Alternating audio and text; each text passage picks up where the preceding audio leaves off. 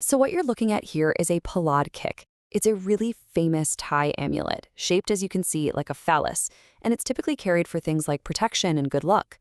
But for generations, there's been this persistent, kind of taboo rumor about a secret ritual that's said to unlock its ultimate power. And that brings us to the big question we're tackling today. Is it actually true? For years, people have whispered that the most powerful of these amulets get their charge from this very specific, very taboo ritual. So let's dig in, unpack the evidence, and see what we can find out. All right, so to really get to the bottom of this, we've got to lay some groundwork first. We need to understand what the amulet itself is and where this really provocative rumor even started. Okay, so at its heart, the Palad kick is a folk amulet, but it has some seriously ancient roots. You can trace it back to the Hindu Shiva lingam, which is a powerful symbol of creative energy. In Thailand, it evolved into this personal talisman for, well, just about everything, from warding off evil spirits and bringing in money to just making you a bit more charming. And believe me, this is not a new thing. The reverence for phallic symbols in this part of the world goes back thousands of years. We're talking prehistoric artifacts, the formal worship of the Shiva lingam. This imagery has always been tied to power. What's really interesting is that at one point there were official royal decrees trying to get rid of these symbols, calling them lewd, and that might have just pushed them out of public view and deeper into the world of personal, secret magic. And now we get to the heart of it all, the evidence for the ritual itself. This is where we step out of formal history and into the world of folklore and secret, whispered teachings. This quote, which comes directly from oral tradition, is basically an instruction passed down from master to student. It's not subtle. It suggests that direct contact with the feminine principle, in its most potent biological form, is exactly what makes the amulet especially powerful. And we're not talking about a small power up here. The belief isn't that this just makes the amulet a little bit stronger. No, the claim is that it amplifies its power 1,000 times over. A single enhanced amulet is said to have the protective force of 1,000 regular ones. I mean, that claim alone kind of explains why such a taboo act would even be considered. The payoff is believed to be absolutely massive. And look, this isn't just some vague, ancient folklore. We have documented accounts, like this one, from a well-known collector back in the 70s, that spells it out, plain as day. This proves that the belief was being openly talked about among serious collectors and practitioners decades ago. Okay, so there's a pretty compelling case coming from the world of folklore. But that is not the whole story, not by a long shot. Now we have to flip the coin and look at the other side, the official record, what the temples teach, and how this whole belief has been sensationalized today. And this right here, this lays out the central conflict perfectly.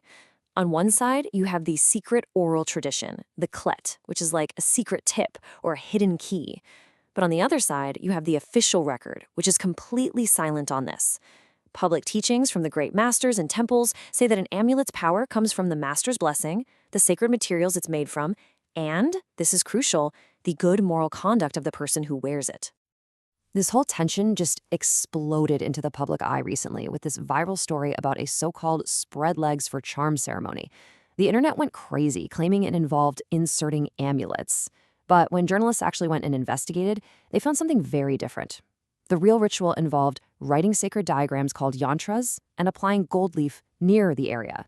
So yes, still very intimate and esoteric, but definitely not the act that was being sensationalized all over social media. So what about the legendary masters themselves?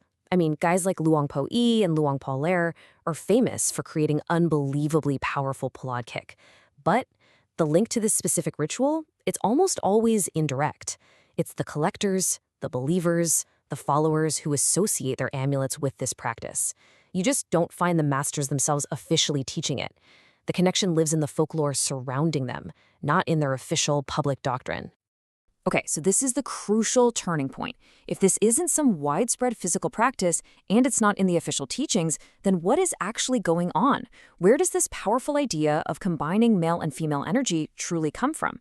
This, my friends, is where we find a much deeper symbolic truth. And this is the key. This is a traditional mantra that's used to bless items for sale, like at a market, to make them sell well. Now, the crucial part is that it explicitly uses very crude, powerful words for male and female genitalia to bring about wealth. This isn't a physical act, it's a verbal one. It performs the union of these principles through a sacred and, yeah, provocative chant. This whole concept actually has a name. It's called symbolic intercourse. It's a really powerful form of magic, where you don't actually need to perform the physical act because the words themselves, when spoken in the right ritual context, create the effect. The chant becomes the ritual. It's a way to tap into the raw, creative power of fertility, but symbolically, which gets around all the social and religious taboos of doing it for real. And the power of the feminine principle here isn't just about sexuality. This amazing legend about a lost amulet from the great master Luang Pao Wei shows another side of it. This incredibly powerful male amulet was lost, and the only way it could be controlled and brought back was by the purity of a virgin girl. It shows that the feminine principle, in both its pure and its sexual aspects, is seen as essential to balancing and mastering the amulet's immense power.